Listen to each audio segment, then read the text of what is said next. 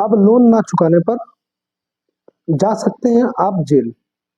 हाँ दोस्तों, अब लोन नहीं चुकाने पर अब आप जा सकते हैं जेल। किस लिए मैं ये कह रहा हूँ? मैं कोई भी बात विदाउट प्रूफ के साथ नहीं कहता हूँ। तो दोस्तों, ऐसा कुछ वाकया घटा है जिसको मैं आज बताऊंगा आप लोगों के सामने। क्या है नहीं है आप लोग को अच्छी तरह से इस वीडियो में बताऊंगा। तो आप लोग से रिक्वेस्ट है, इस वीडियो को आप थोड़ा भी स्किप मत कीजिएगा, वरना आपके साथ भी कुछ ऐसा हो सकता है, अन्यथा आपको भी जेल जाना पड़ सकता है। तो क्या है दोस्तों, आप लोग अच्छी तरह से देखिए। जो लोग भी मेरे चैनल को नए देख रहे हैं, चैनल को जरूर सब्सक्राइब कीजिए, बेल आइकन को दबाइए। लोन से जुड़ी इन्फॉर्मेशन हमेशा इस चैनल पर मिलती रहेगी दोस्तों। वीडियो को पूरा देखिएगा, थोड़ा भी स्किप मत कीजिएगा, अन्यथा आपके साथ भी ऐसा हो सकता है, या तो आपको भी जेल जाना पड़ सकता है लोन ना चुकाने के जुर्म में। तो दोस्तों, आप लोगों से मैं रिक्वेस्ट कर रहा हूँ, अच्छी तरह से आप लोग ये वीडियो को देखिए दोस्तों। लोन नहीं चुकाने पर केस दर्ज होगा, और केस दर्ज होने से आपको जाना पड़ सकता है जेल। क्यों दोस्तों मैं इस बात को कह रहा हूँ?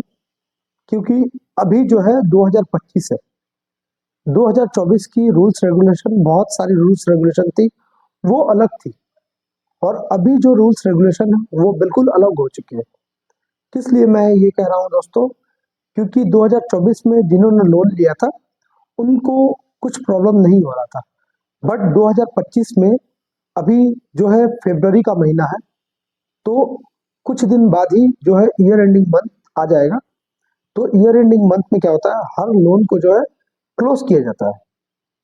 तो हर लोन अगर क्लोज करते हैं तो क्लोज करने के बाद जो है वो लोन कहीं ना कहीं बंद हो जाता है आपका। लेकिन दोस्तों 2025 का जो रूल्स रेगुलेशन है ना, वो अलग हो गया है। 2025 का रूल्स रेगुलेशन है वो पूरी तरह से अलग हो गया है। अब आपको क्या होगा, अगर आप लोन नहीं चुकाइएगा तो आपको भी अरेस्ट कर लिया जा सकता है।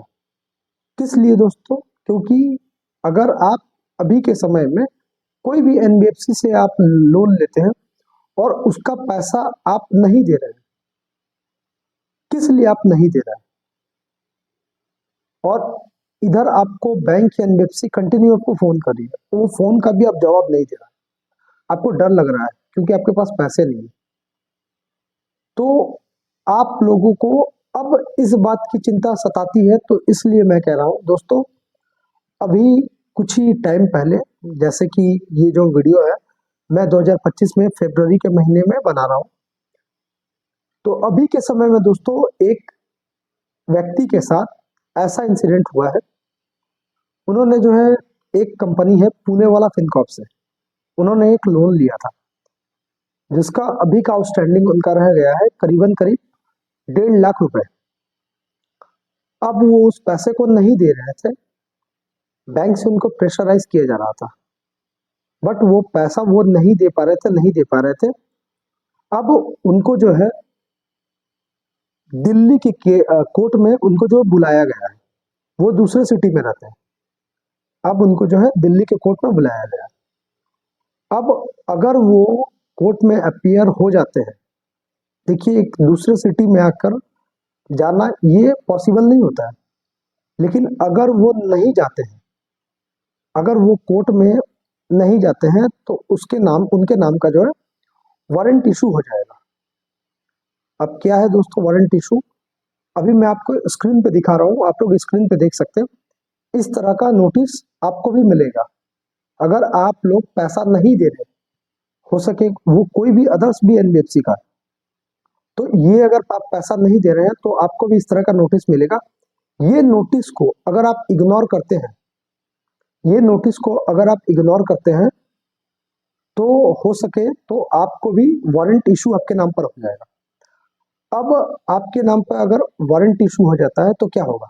आपके नाम पे अगर वारंट इशू हो जाता है, अगर आपके नाम पे वारंट इशू हो जाता है, तो वारंट इशू होने के साथ साथ ही आपको जो है आपके लोकल पुलिस द्वारा अरेस्ट कर लिया जाएगा। अब लोकल पुलिस द्वारा आपको अरेस्ट करने से आपको जो है बेल लेना पड़ेगा।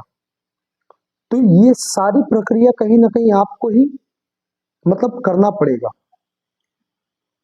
तो नेचुरली दोस्तों, अगर आपको कुछ इस तरह का, मैं दोबारा दिखा रहा हूँ, इस तरह का नोटिस आ रहा है, तो इसको बिल्कुल ही दोस्तों हल्के में मत लीजिए, अन्यथा मैं आपको चैलेंज के साथ कह रहा हूं, आपको जाना पड़ सकता है जेल।